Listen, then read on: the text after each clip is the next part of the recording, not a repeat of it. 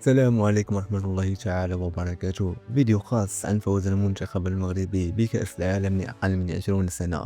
أول مبروك على المنتخب المغربي والشعب المغربي بصفة عامة. الفوز بكأس العالم لأقل من 20 سنة إنجاز تاريخي الصراحة، لم يسبق تقريبا لأي منتخب عربي الفوز بكأس العالم لأقل من 20 سنة على السعودية الذي فاز بها في سنة 1989. فما غير ذلك لم يفوز أي منتخب عربي بكأس العالم لأقل من 20 سنة. سيعتبر المنتخب المغربي أول منتخب من شمال إفريقيا يفوز بهذه الكأس، أو من إفريقيا كاملة يفوز بهذه الكأس. كأس غالية الصراحة، مجهود مضاعف الصراحة، لا من اللاعبين لا من الطاقم التقني. لاحظنا أنه المنتخب الأرجنتيني المنتخب ليس السهل، بدأ عاجزا أمام لاعبي المنتخب المغربي.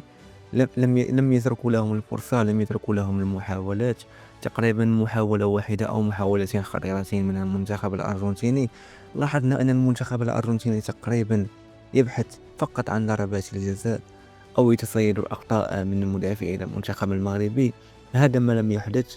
تقريبا استخدم المنتخب الأرجنتيني كل طلبات العودة إلى الفار، لأن القانون تقريبا يعطيك محاولتين لطلب العودة إلى الفار، يعني بطاقتين للعودة إلى الفار.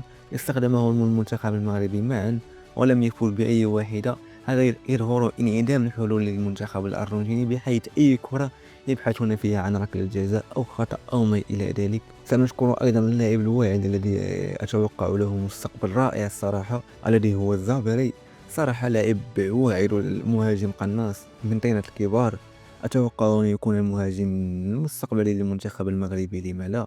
وتقريبا هذا الجيل تقريبا جل هذا اللاعبين من هذا الجيل الذين سيلعبون كأس العالم 2030.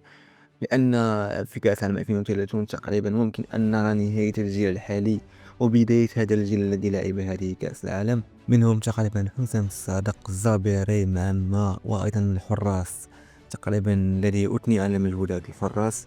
الحارس الأول، الحارس الثاني، الحارس الثالث كان عندهم مجهودات في هذه الكأس. رأينا الحارس الأول الذي أصيب في مباراة المنتخب الفرنسي، وأقحم الحارس الثاني ليكمل المباراة، ورأينا إقحام الحارس الثالث ليلعب ضربة الجزاء تقريبا، والحارس الثاني هو الذي لعب النهائي. ولم يكن هناك حاجة إلى ضربات الجزاء، يعني لم يكن هناك حاجة إلى الحارس الثالث الذي يجيد التسديد ركلات الجزاء ويجيد اللعب على نفسية الخصم. فتقريبا هؤلاء هم المكونون للجيل القادم للمنتخب المغربي. فهنيئا للمنتخب المغربي وهنيئا للشعب المغربي. وهذا ما كان في هذا الفيديو. شكرا على المتابعة وإلى اللقاء.